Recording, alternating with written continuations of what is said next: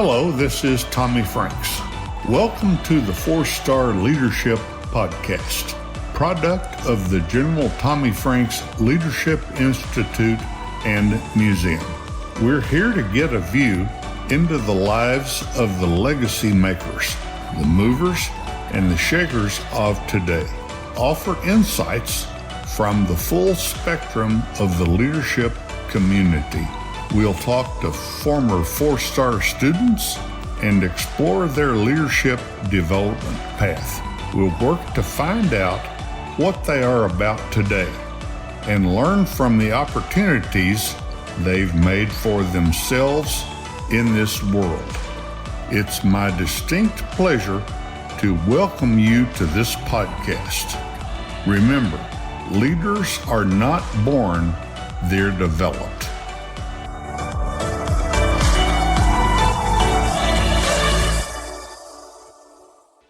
This podcast is going to be a little different. We usually have an insightful guest who has really helps us to understand leadership from all different perspectives. But for our last podcast of 2024, I'm going to take a little time to tell you about my leadership journey and then talk about the great things that your support has allowed us to accomplish in 2024 and our plans for 2025. So let's hear from our sponsors, and when we come back, I'll give you a little insight on myself.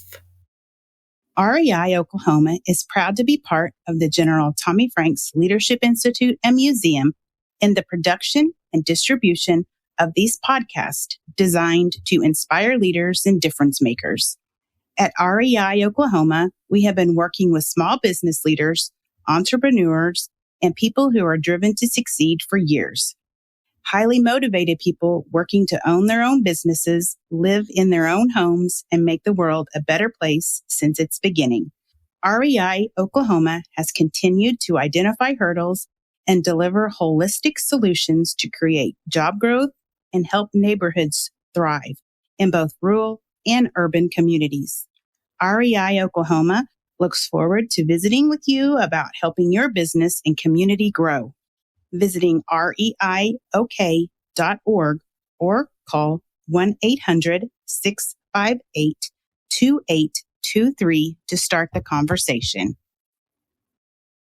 The LaBarre family is a fourth-generation Oklahoma family. That may not sound like a long time, but our grandfathers were born here, within the Comanche Nation, before the land grant. We are the proudest sponsor of the Tommy Franks 4-Star Leadership Podcast. We hope listeners will heed the words of these distinguished men and women who have served our country at the highest levels and across all walks of life. So there's just a little background on me. First and foremost, I'm a mom to two wonderful children, Madison, who's 27 and a licensed counselor in the Tulsa area, and Braden, who's a 22-year-old fresh college graduate with a cybersecurity degree who's actively looking for work. So all leads are appreciated. My story really starts when I'm 19 and I married my high school sweetheart. We quickly learned you need more than love to survive in the world. So my husband, David, surprised me by joining the military. At first, I was scared. I was the baby of the family, never lived more than about 10 minutes away from my parents. Looking back now, I know that was the best decision he's ever made for our family. Just like any other military family, we had our hardships, our separations, but mostly it bonded our little family and created something beautiful. For 18 years, we traveled from post to post and always looked forward to the next move. Until the last move, when the Army dumps your household goods for the last time. There was no plan. There was no next step. David had been injured in Iraq, and those injuries just kept getting worse. And after 4 spine fusions, the military didn't want him anymore. At least that is how we felt. David was deemed unemployable and placed on Social Security at 38 years old. During the time of his surgeries and the separation from the military, I lost my father, and I'd made a promise to him that I would finish my college degree. So in December of 2012, as the Army and David parted ways, I finished my bachelor's degree.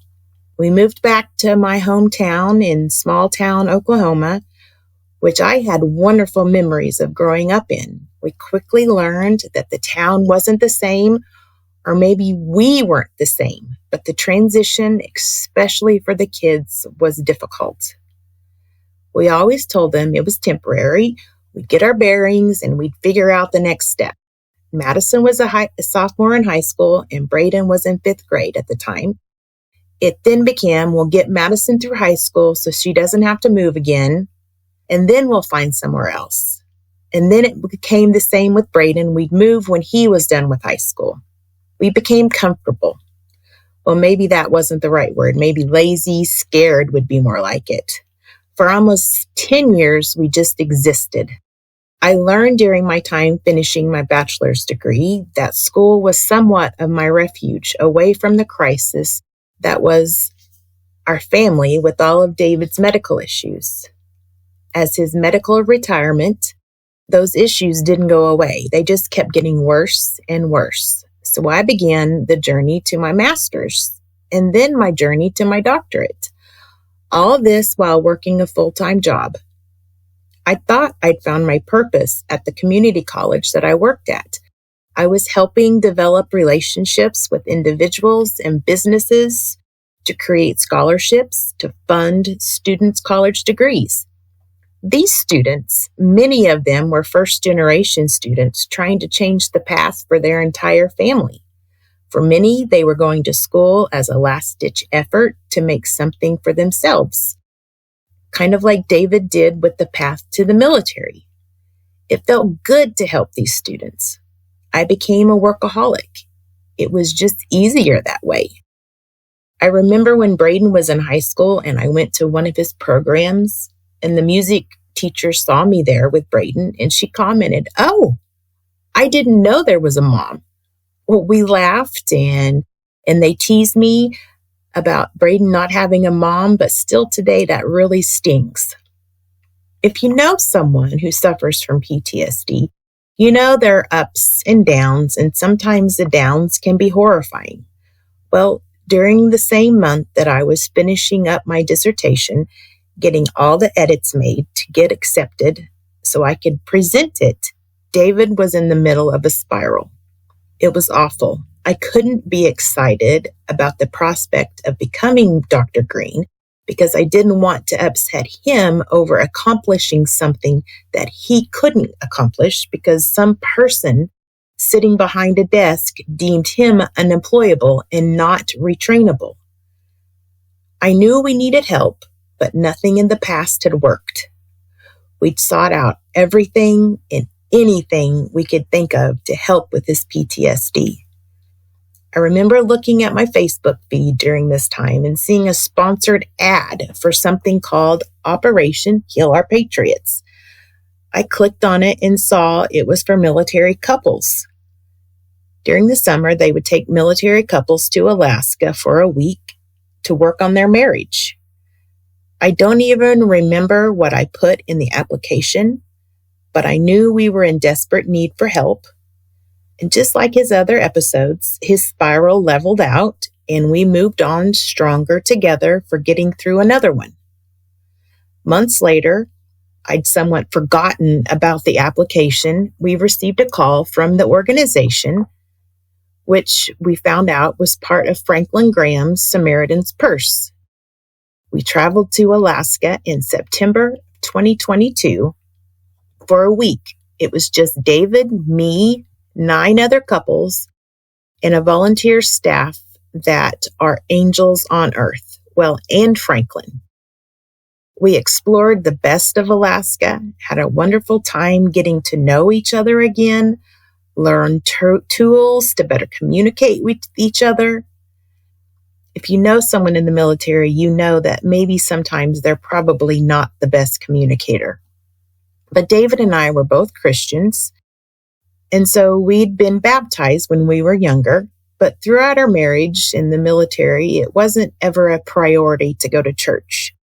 So we both decided to get baptized and recommit ourselves to God and our marriage while we were in Alaska. We were baptized in the 40-degree waters of Lake Clark. I distinctly remember on a hike to a beautiful waterfall for the day with our guide, Kent, we talked about our commitment to God, and he was so excited for us and said, I cannot wait to see what God has in store for you. He is going to change your lives. And when someone says something like that, there's always that skeptical inner voice that says, yeah, and you just go on. Before we'd left for Alaska, I had applied for a vice president position at the school I was working at. I had people telling me the job was mine. I had letters of recommendation from the past president, other vice presidents. I really felt good about it. A week after we returned from Alaska, an email was distributed out to all of the campuses, and it announced the final candidates for the position. I hadn't even gotten a first interview. I was crushed. Looking back, I think I felt a little entitled. I went and spoke to the president who was making the hiring decisions to ask why I had not received an interview. After stammering, he said, well, I was looking for someone who could develop partnerships and help us grow. I looked at him and said, you do realize that is what I do in my current position. I am the Director of Development and Community Relations. He shook his head and said I wasn't a good fit or something to that effect. But my world had just been rocked again. I went home and cried, probably said some not very nice things about the president for making a dumb decision. And my husband let me act a fool for a couple of days and then said, are you done? He suggested I put my resume out in the world and the right person would see my worth. A few days later at work, I was on the webpage for the Oklahoma Center for Nonprofits looking for a training opportunity for a staff member. I must have clicked the wrong button because staring back at me was a job listing for the executive director position at the General Tommy Franks Leadership Institute and Museum. I called my husband and I told him what I was looking at. He said, apply. I immediately followed with the excuses as why I shouldn't. I was like, we'd have to move. It would be crazy for me to apply. I wasn't in the military. He kept at me. So after a few days, I let the fear go and applied. And everything happened very quickly after that. I had a Zoom interview, then I was invited for an in-person interview, and then the phone call came from the board member offering me the position. In shock, I made a Facebook post saying our house would be for sale in the coming weeks. Immediately, someone asked to look at it. 3 days later, we had an offer for the asking price. David and I scrambled to find a house in southern Oklahoma, and 5 days before Christmas, we were in our new home. I thought back to what Kent had told us on that hike up to the waterfall. God definitely was working to get us where we were supposed to be. Our lives had changed in less than 6 weeks after being baptized in that very cold water. Operation Heal Our Patriots changed our lives. They provided David the tools to understand his PTSD and how to better live with it. They guided us to a place in our lives where we are happy, not just existing. By doing good, you never know what effect you will have on someone else. I've told my story now for 2 years on the opening day of 4-Star to our students. And both years, I've had students come up to me and tell me how much they appreciated hearing about my journey because they had something similar where they were upset something didn't work out. The first year, Yuvica came and told me if she'd been elected to the national leadership position she had campaigned for in her student organization, then she wouldn't have been able to come to 4-Star. So she knew there was a reason why she hadn't won that campaign, and she was supposed to be at 4-Star. And let me tell you, it has been a pleasure watching Yuvika succeed. She came back this past summer as a counselor and was a great mentor to our newest leaders. My leadership journey started later in life, and I didn't really find my why until much later. But that is a leadership lesson that I love to share with our students. Your journey isn't always going to be a straight path to where you want it to be. It's going to take twists and turns and ups and downs, and you're going to end up in a place that you never imagined. But along the way, you can't let fear be the reason you don't enjoy those twists and turns. I'm just thankful that I had my husband with me along the way to give me the courage to step outside the box and leave my comfort zone. When we come back from the break, I'll talk a little bit about our accomplishments for 2024 and the goals for 2025. Hello, this is Dr. Jill Green with the General Tommy Franks Leadership Institute and Museum. I would like to tell you about one of our partner sponsors, Justin Krieger. He has worked as an independent insurance agent at Krieger Insurance Agency in his hometown of Hobart, Oklahoma since 1999. Justin is honored to help with our annual Celebration of Freedom event and has served on the board of directors for the General Tommy Franks Leadership Institute and Museum for many years. He is a fifth-generation farmer and rancher in Kiowa County, where cattle, crops, and even insurance is sold with a handshake. Give him a call at 580-726-3076 or stop by the office and speak with Justin, Denise Reeves, or Wendy Block about your insurance needs. Krieger Insurance is thankful for their loyal customers and friends who have supported them through the years and look forward to earning your business as well. Justin feels honored to live in such a great country, and he is proud to be a sponsor of the Core Principles of Leadership podcast. Please enjoy the rest of this podcast experience brought to you by your friends at Krieger Insurance Agency. In 2024, we focused on growth. I really believe with the help of our very generous supporters, we saw that come to realization. We had a record number of students apply to 4-Star, and we had an acceptance rate of over 13%. The group of students we welcomed was an amazing, supportive group. They bonded and grew friendships that I hope will last a lifetime. It's always fun to watch when the students come and they talk about being raised on a farm in rural America, and they become friends with someone who lives on the beach in California or lives on the 30th floor of an apartment building in New York. Talking about driving a tractor at age 10 really gets looks of confusion from some of those city kids.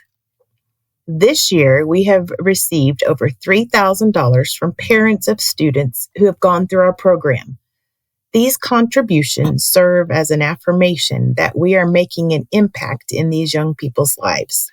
We've received a record number of requests from our students for recommendation letters for college applications, intern programs, military academies, and national scholarships. And speaking of national scholarships, for the past 3 years, there has been at least one 4-Star student who has been awarded the highly coveted Coca-Cola Scholarship. 4-Star was held for the first time on the campus of the University of Central Oklahoma in Edmond.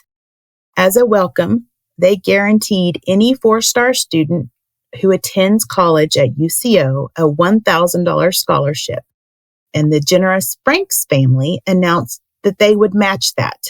We've already had one student take advantage of that scholarship money.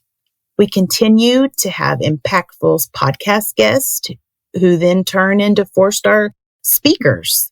This year, a generous donor listening to the podcast was so moved by Manu Meals' mission at Bridge USA, he sponsored Manu to come speak to our students.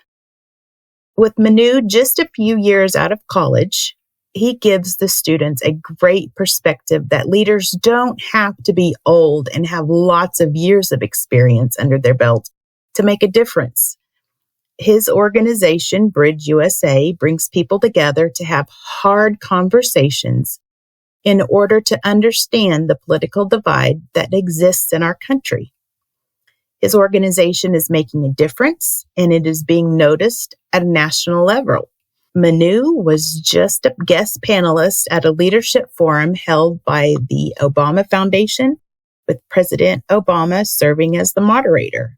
We have formed a great partnership with Manu and Bridge USA, and we are excited that he's confirmed as a speaker again for the 2025 4-Star program.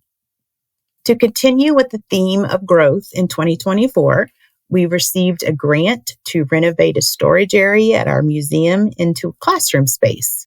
This will allow us to host more events at the museum and create a learning environment that can enhance group tours and school field trips. That leads me into 2025. We hope to break ground on the renovation soon and have a ribbon cutting sometime in 2025. Our website will be getting an overhaul and should make their debut with a fresh, new look by the first quarter of the year. With the move to UCO for 4-Star, the new campus has allowed us to increase the number of students that are accepted into the program. So in 2025, we will welcome 75 new young leaders into the 4-Star family. We are welcoming 2 new board members to our family who will provide us with fresh perspectives. But we are sad to lose one of our original board members, Don Ellis, who has generously given over 18 years to the organization. His leadership, his craftsmanship, and his hard work will be missed dearly. But I know he will continue to be a great advocate for our work. The 2025 application for 4-Star leadership is currently open and will remain open until April 4th. Please spread the word and help us find those young leaders who are working to make a difference in their schools and communities. I want to close by thanking you for making 2024 a year to remember. I am so thankful to be part of this family. I love working at the museum. Each time I walk through it, I find something new to learn about. We are also fortunate that General Franks and Kathy had the foresight to create this organization and to share their lives with the world in such a personal way. I am a better person for knowing them, and I am thankful that I get to be a small part of this family. I'm also thankful for the students and their families who believe in our program, and I'm thankful for our supporters who continue to believe in our mission. I'm going to close with a quote that our pastor shared during a recent sermon. It's from Edward Everett Hale. I am only one, but still I am one. I cannot do everything, but still I can do something. And because I cannot do everything, I will not refuse to do something that I can do. Creating a better tomorrow starts with ourselves.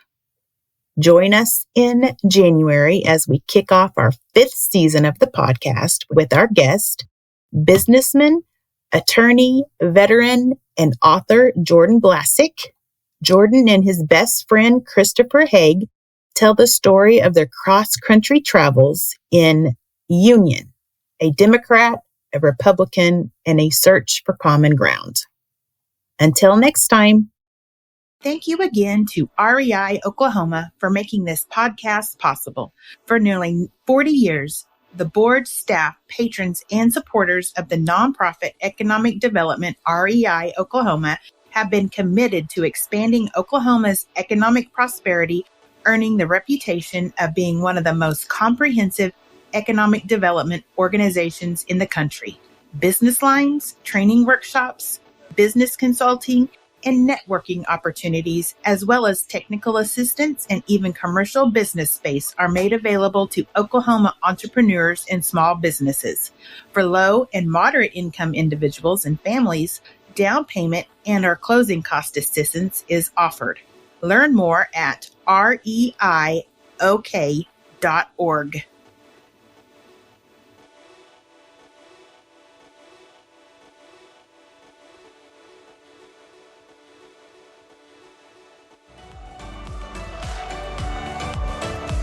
On behalf of the 4-Star Leadership with General Tommy Franks team, I'm your host, Dr. Jill Green, and this has been the Core Principles of Leadership with General Tommy Franks podcast. Now it's your turn, podcast listeners. Follow us on Facebook, Instagram, and Twitter, and let us know what you think of this episode and all our other episodes. Share this podcast with all the leaders and up-and-coming leaders in your circles. Be sure to give us a 5-star rating on your favorite podcast listening platform, and don't forget to mark your calendars the last Friday of each month for another inspiring episode. So for now, as General Franks always says, go be feisty.